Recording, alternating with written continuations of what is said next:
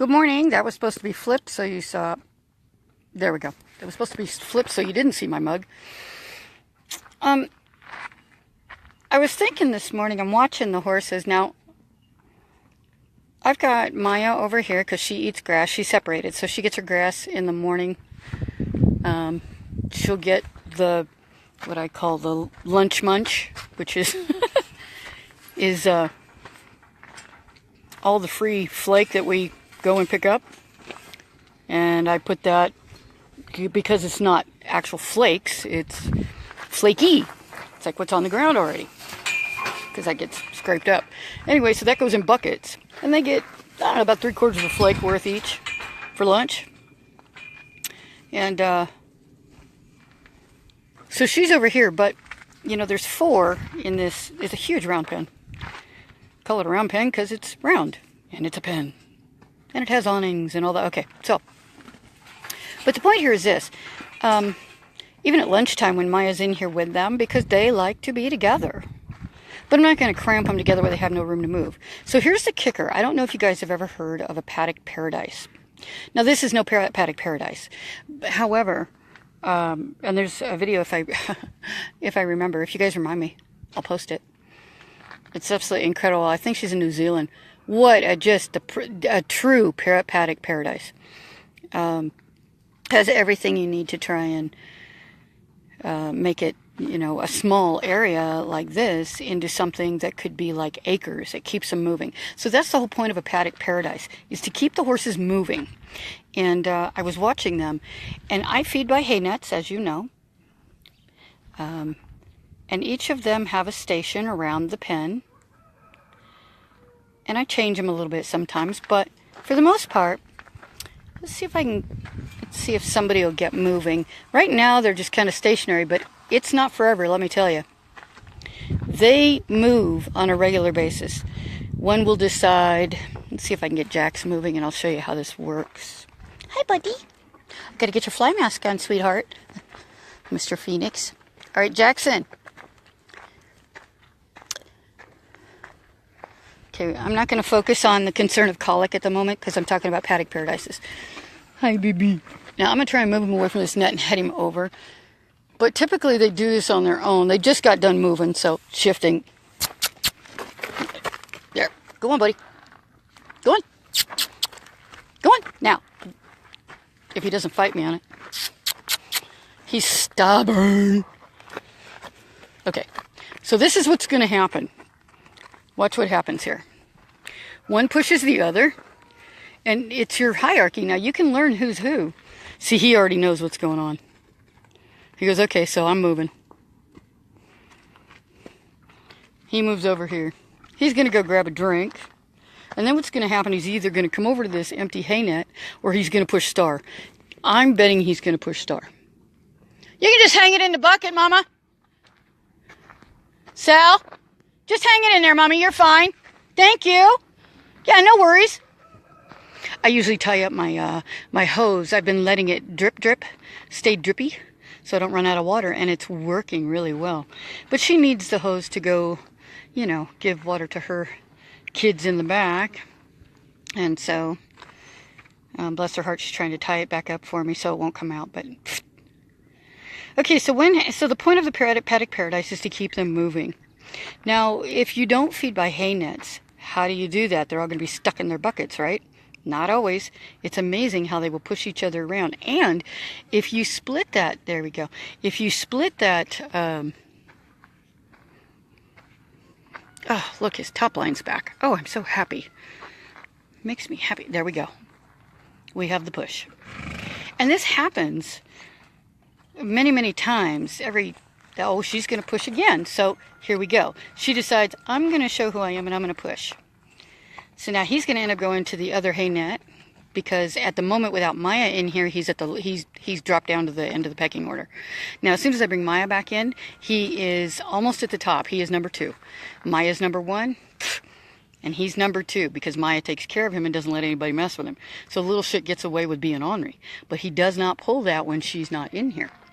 When she's not in here, Jax is number 1. And then we have Nakoma, number 2. Star is number 3. and Phoenix is number 4. However, Phoenix and Star will swap their hierarchy. They will swap depending on the day and how she's feeling. And I want to show you her leg. It's looking really good, by the way. So it's not a paddock paradise, but it does keep them moving. And if you... Flies are bugging her. I got to work on her leg. Now, the hawk, we're going to swap for a second and focus on her leg for just a moment. I know the sunlight. I hope you can see it better than I can. God, her cannon bone is looking so much better. Yeah, for those of you seeing this the first time, holy crap, that's swollen. Yes, it is. Oh, here we go. Here's a push. See what I mean? You never know when it's going to happen. He could just decide, it's all the same, hey? It don't matter, but we're going to push. Okay. Now she's back over here. That cannon bone is looking really, really, really good in comparison.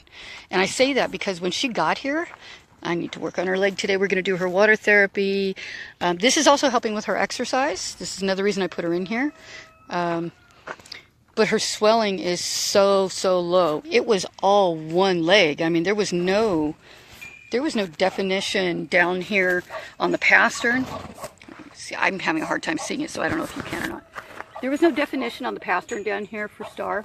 And her hock is going to stay a little swollen because it's got a ton of scar tissue on her hock, around her hock also. I don't know if you can see this. I'm going to try and get in here. You see all those ridges? Yeah, those dang flies. You see all the ridges right there? Those are all scars. That's where the barbed wire was wrapped.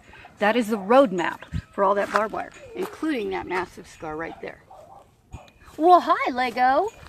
Hi, Lego. Hi, dude. Our little alpha dog. Yes. Hi, Patty. I just noticed, and Miriam. I'm not, it says to invite you, but you know what? I'm not going to click, because if I click, I've done this before. I click on invite, and it blanks everything out, and I can't see anything. So, so you're invited. There you go. Oh my.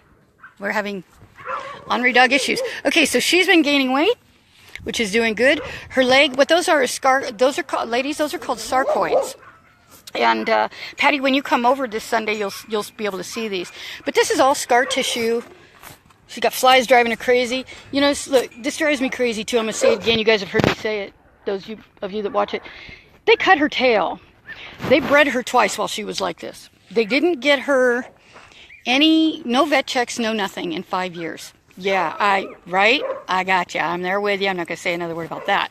And they cut her tail. Instead of wrapping it, they cut it. So look, she has to lift her leg while she swipes her tail to get the flies off of that leg. It is the most annoying thing in the world to me. People, listen, if you're watching this recorded, just, God, please inform people. Wrap the tail. Find out how. YouTube is a beautiful thing. Friends are fabulous.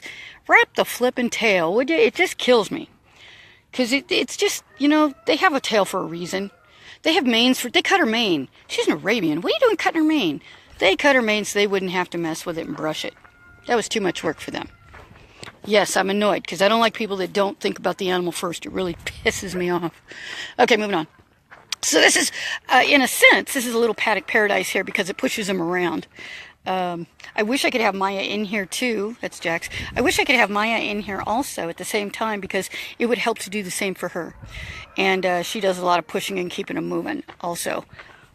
Even though when she's in here, she's our little Mustang. I'll tell you, you know, people talk about Mustangs and horses that were born domestic. And wow, what a difference. They think differently. They act differently. They know so much more.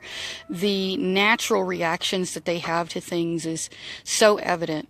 And I just, wow. So why is she eating grass? Because she was a fat cow when she got here and of no fault of her own. She was fed nothing but alfalfa when she didn't need to be. Her crest, which you see on her, which is very typical for a Mustang, I love the crest, was floppy huge. You'll have to take a look at one of the first videos. It's on Facebook. One of the first videos of her when she got here. Lord have mercy. That woman just did not know anything about feeding and didn't care to take the time. So anyway, this is going to be the end of this. So that's part of a paddock paradise, keeping your horses moving, creating in a small space where the animals can continue naturally to get exercise. Yeah, that leg looks brutal, I know. She's got 3 things going, but you know what? She moves, she floats, she's sound, believe it or not. She's not lame, and our next step is going to be the biopsy, which is $300. So right now we focus on feed and getting back on our feet. And here's another push again. This is how often this happens. And there we go. Keeps him moving, gets her exercise, keeps that circulation moving in the legs. It's good for his navicular to keep his circulation going in his feet. It's just all around awesome. So if you feed by flake and you don't feed by net, I am looking at, if you guys are interested, I'm looking at putting together a small net making class with our twine. And we can take the twine and we can make small nets, about the size of a basketball or even this jolly ball right here. You know, here's my foot. Okay, I've got an 8.5 foot, so it's a little big, but I don't know if y'all can see that or not. But either way, make the nets about that size, and you can do it for your burros. You can do it for your mules.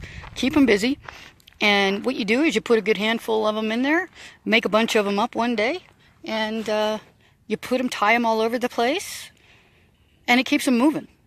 If you're feeding them grass instead of alfalfa, that's going to be even better because you're lacking your calories and they can eat it all frickin' day long. So, yay! Okay, thank you for watching. I'm out of here. I've probably bored you to death, but more later. Ciao for now. Thanks for watching.